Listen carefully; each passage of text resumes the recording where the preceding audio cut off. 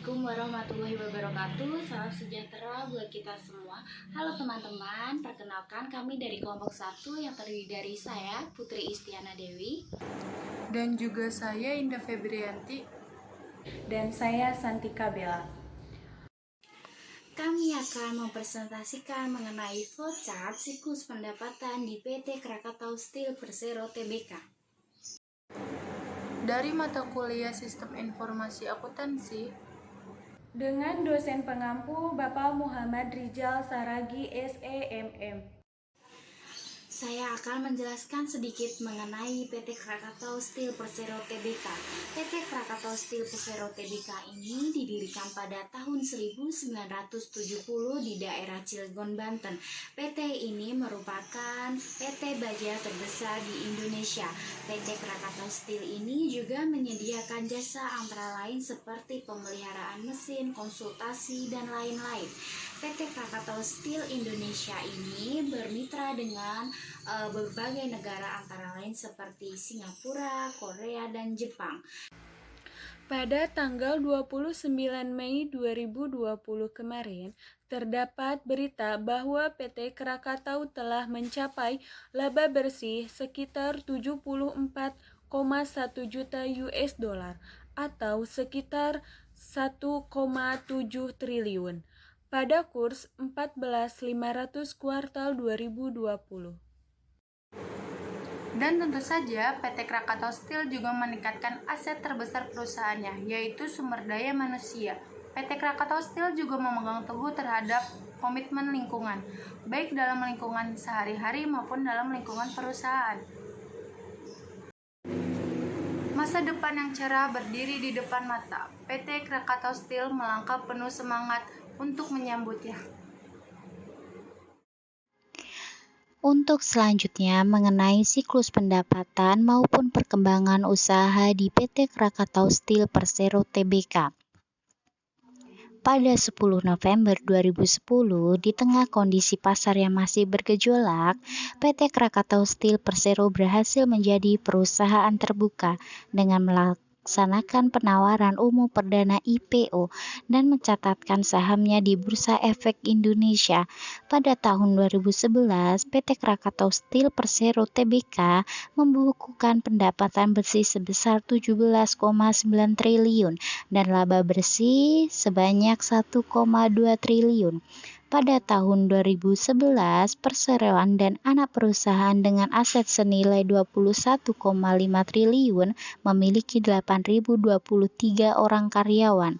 Dan untuk pada tanggal 26 November 2014, Krakatau Steel meresmikan pabrik pipa baja kedua milik anak perusahaannya PT KHI Pipe Industri di Cilegon, Jawa Barat.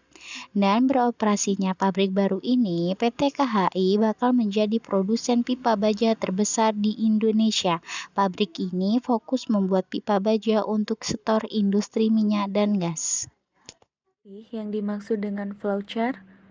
Flowchart adalah suatu bagan dengan simbol-simbol tertentu yang menggambarkan urutan proses secara mendetail dan hubungan antara suatu proses dengan proses lainnya dalam suatu program.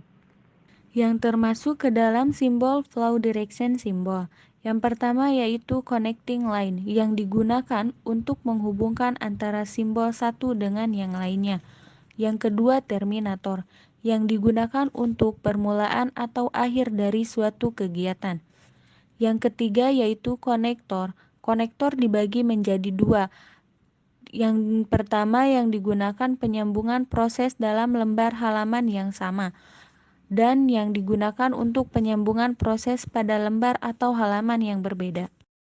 Selanjutnya, kelompok processing symbol. Yang pertama proses, menunjukkan pengolahan yang dilakukan oleh komputer. Yang kedua manual operation, menunjukkan pengolahan yang tidak dilakukan oleh komputer. Ketiga decision, pemilihan proses berdasarkan kondisi yang ada. 4. Manual input, untuk pemasukan data secara manual online keyboard. 5. Predefined process, untuk pelaksanaan suatu bagian, subprogram atau yang keenam, offline storage, menunjukkan bahwa data dalam simbol inji akan disimpan ke suatu media tertentu. Dan terakhir, kelompok simbol input atau output. Yang pertama, input atau output menyatakan proses input dan output tanpa tergantung dengan jenis peralatannya. 2. Punch card menyatakan input berasal dari kartu atau output ditulis ke kartu. 3. Magnetic tape unit menyatakan input berasal dari pita magnetis atau disimpan ke pita magnetis. 4. Disk and online storage, simbol yang menyatakan input berasal dari disk atau output disimpan ke disk. 5. Dokumen, mencetak keluaran dalam bentuk dokumen melalui printer. Dan yang terakhir, display, mencetak keluar dalam layar monitor. Untuk membuat sebuah flowchart, maka terlebih dahulu kita mengenal yang namanya DVD atau data flow diagram. Data flow diagram ini dibuat sebelum pembuatan flowchart.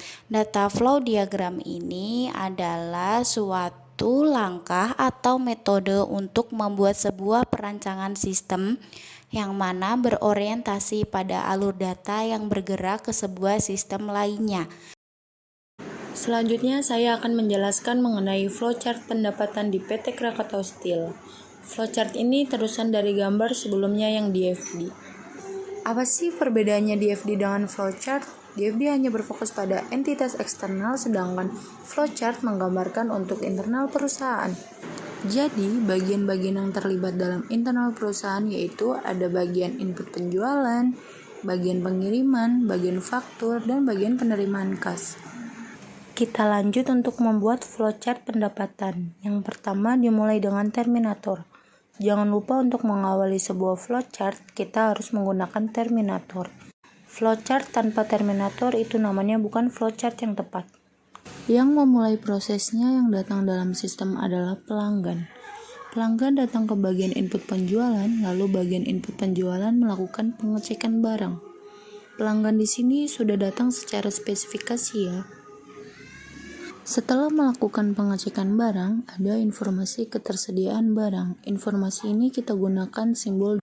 Selanjutnya, bagian input penjualan melakukan slip order penjualan menggunakan simbol proses dilakukan secara computerized.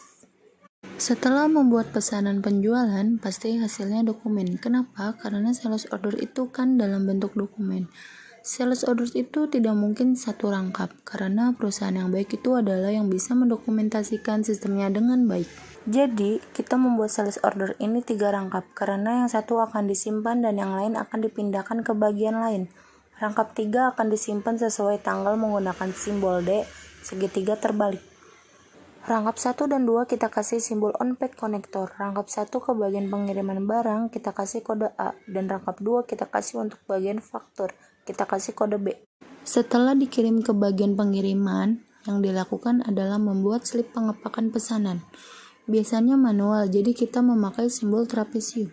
Setelah mengepakan barang, juga membuat slip pengepakan yang akan dikirim ke pelanggan, membuat slip secara computerized. Setelah membuat slip pengiriman barang, pengepakan barang, dan tagihan barang menggunakan simbol dokumen, lalu kita membuat 2 rangkap. Rangkap 1 kita kasih simbol on-pack konektor untuk bagian penerimaan kas dengan kode C. Rangkap kedua disimpan sesuai tanggal menggunakan simbol D segitiga terbalik. Selanjutnya bagian faktur. Apa yang dilakukan bagian faktur dengan sales order? Pasti membuat faktur penjualan. Setelah membuat faktur penjualan menghasilkan apa? Pastinya dokumen faktur penjualan. Dokumen faktur penjualan dibuat dengan 2 rangkap. Rangkap 1 menggunakan on-pack konektor untuk bagian penerimaan barang dengan kode D. Rangkap 2 akan disimpan sesuai tanggal menggunakan simbol D segitiga terbalik. Selanjutnya bagian penerimaan kas. Setelah ada slip pengepakan barang, tagihan muatan, dan faktur pajak, kita membuat nota penjualan. Setelah membuat nota penjualan menghasilkan apa? Ya pastinya dokumen nota penjualan. Dokumen nota penjualan dibuat dengan 2 rangkap. Rangkap kedua akan disimpan sesuai tanggal menggunakan simbol D segitiga terbalik. Rangkap 1 akan dikirim ke pelanggan. Inilah yang mengakhiri proses flowchart kita. Di sini pelanggan akan menerima tagihan uang dan tagihan barang kita kasih simbol uang dan simbol barang seperti gerobak. Kemudian kita kasih simbol anotasi untuk memberikan keterangan pembayaran dari pelanggan.